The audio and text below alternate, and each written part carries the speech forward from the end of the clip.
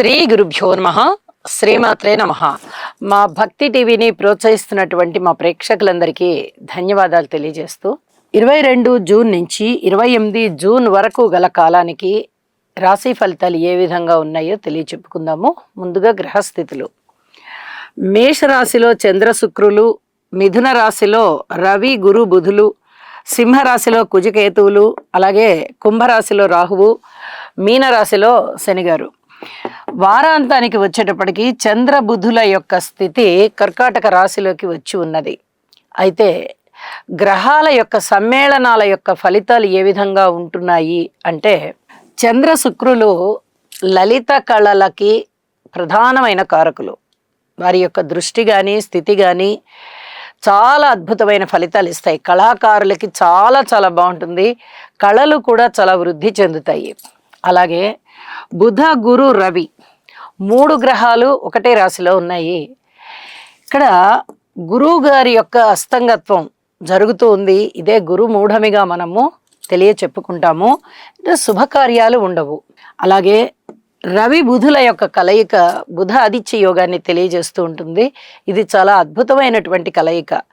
ఏ స్థానంలో ఉన్నప్పటికీ కూడా ఆ రాసుల వారికి, అంటే ఆ రాశి నుంచి ఈ మిథున రాశి 8వ స్థానం అవుతున్నప్పటికీ కూడా మిగతా రాసుల వాళ్ళందరికీ కూడా బుధ ఆదిత్య యోగం మంచిదనే చెప్పాలి.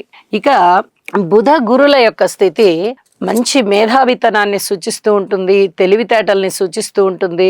అలాగే స్వక్షేత్రంలో బుధుడు ఉండడం చేత ఇదే స్థానంలో బుధుడు ఉండగా ఇప్పుడు జన్మించిన వారికి భద్ర మహాపురుష యోగం కూడా పడుతుంది. అంత అద్భుతమైనటువంటి గ్రహాల కలయిక అన్నమాట అది.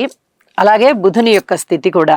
ఇక కుజకేతువులు కొంచెం ఆధ్యాత్మిక చింతనని తెలియజేస్తూ ఉన్నప్పటికీ కూడా రాహు గారి దృష్టి సోకుతూ ఉన్న కారణం మీద కుజుడికి ఇక్కడ సర్పదోషం ఏర్పడుతూ ఉంది. అలాగే కుజుని యొక్క 8వ దృష్టి శనిగారి మీద పడుతూ ఉండడం చేత ఇక్కడ రోడ్డు ప్రమాదాలు, హృద్రోగాలు, ఇతర రకాల యాక్సిడెంట్లు, కోర్టు కేసులు, పోలీస్ కేసులు ఇలాంటివన్నీ కూడా ఉంటాయి. చట్ట వ్యతిరేక కార్యకలాపాలు జరగడానికి కూడా చాలా వరకు అవకాశాలు ఉన్నాయి అని కూడా చెప్తూ ఉన్నాను. ఇక వారాంతంలోకి వెళ్ళేటప్పటికీ చంద్ర బుధుల యొక్క స్థితి చాలా చాలా ప్రశాంతమైన స్థితి. ఇది నిజానికి మైథలాజికల్గా చంద్రుని యొక్క కుమారుడు బుధుడు, వారిద్దరికీ సరిపోదు. కానీ చంద్రుడికి శత్రువులు ఎవరూ లేని కారణం చేత బుధుడితో అయినప్పటికీ, శనిగారితో అయినప్పటికీ, రాహుతో అయినప్పటికీ, కేతువుతో అయినప్పటికీ, ఎవరితో అయినప్పటికీ కూడా ఆయన శత్రుత్వం పెట్టుకోరు అని చెప్తూ ఉంటారు. కాబట్టి స్వస్థానంలో బుధుని యొక్క చేరిక జరిగినట్టుగా తీసుకుని ఈ కలయిక మంచిదే, స్మూత్ బిహేవియర్ కిందగా ట్రీట్ చేసుకోవాలి అని తెలియచేస్తూ ఉన్నాను. ఇక రాసుల విశేషాంశాల్లోకి వెళ్దాము.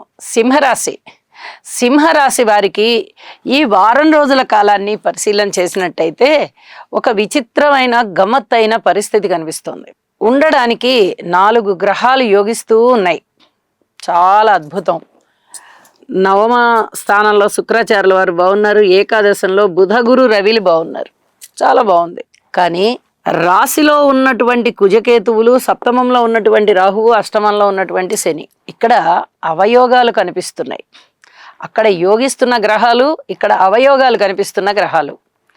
తప్పనిసరిగా పరిహారాలు చేసుకోండి. ఇది చాలా చాలా చెప్పదగినటువంటి సూచన. ఎప్పుడైతే మీరు కుజుని యొక్క స్థితి రాశిలో ఉందో, రాహువు యొక్క స్థితి సప్తమంలో ఉండి కేతువు యొక్క స్థితి రాశిలో ఉందో, అధిక జాగ్రత్తలతో కూడి ఉండవలసిందే. మంచి జరుగుతుంది, కానీ ఇబ్బందికరమైన ఫలితాలు, వాటిని అధిగమించాలంటే స్తోత్ర పారాయణాలు చేసుకోవాలి ఈ గ్రహాలకి. ఇది చాలా చెప్పదగినటువంటి సూచన. గురుబలం చాలా బాగుంది కాబట్టి మీకు అనుకూలమైనటువంటి ఫలితాలే ఉంటాయి. కానీ ఈ పరిహారాలు చేసుకుంటేనే ఇంకా బాగుంటుంది. ఇది చాలా చాలా చెప్పదగినటువంటి సూచనగా తెలియజేస్తూ ఉన్నాను.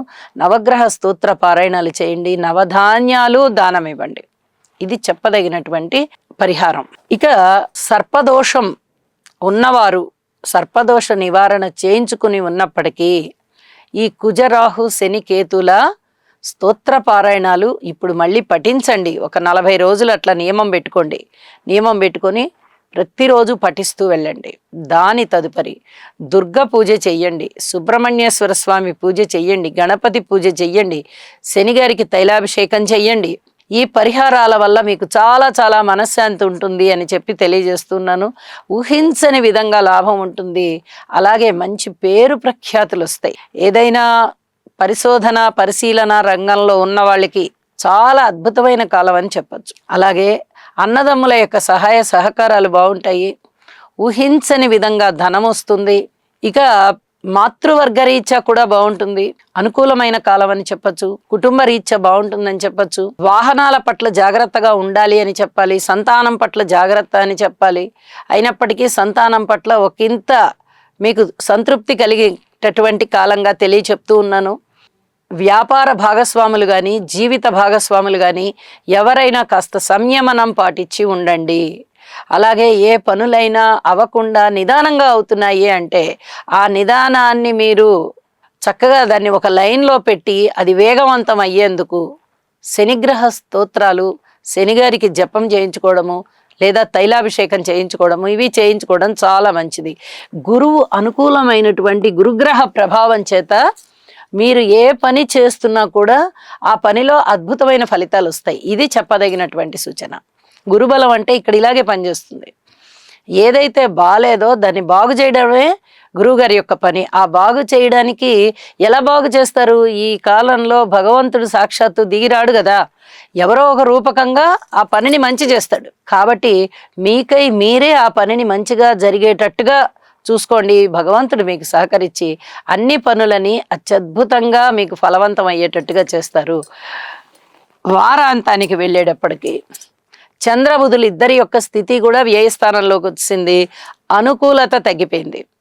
ఎవరైనా కానీ కొంచెం మానసిక వేదన ఉంటుంది, అనిపించేటట్టుగా ఉంటుంది. అయితే ఇది తాత్కాలికమే అని చెప్పి తెలియజేస్తూ ఉన్నాను. ఈ చెప్పినటువంటి పరిహారాలు చేసుకుని మనసుని సంయమనం చేసుకునే విధంగా ఉంచండి. మరింతగా మీకు ప్రశాంత జీవితం వస్తుంది. శుభం. శనిగ్రహం యొక్క అనుకూలత కొరకు నీలాంజన సమాభాసం రవిపుత్రం యమాగ్రజం ఛాయామార్తాండ సంభూతం తం నమామి శనైశ్చరం.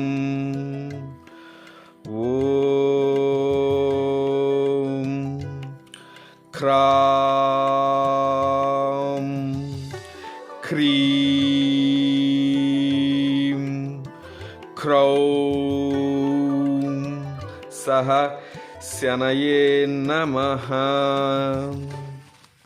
గురుగ్రహ అనుకూలత కొరకు దేవానాం చ ఋషీణాం చ గురుం కాంచన సన్నిభం బుద్ధిమంతం త్రిలోకేశం తం నమామి బృహస్పతిం. ఓం హ్రాం హ్రీం హ్రౌం సహ బృహస్పతయే నమః.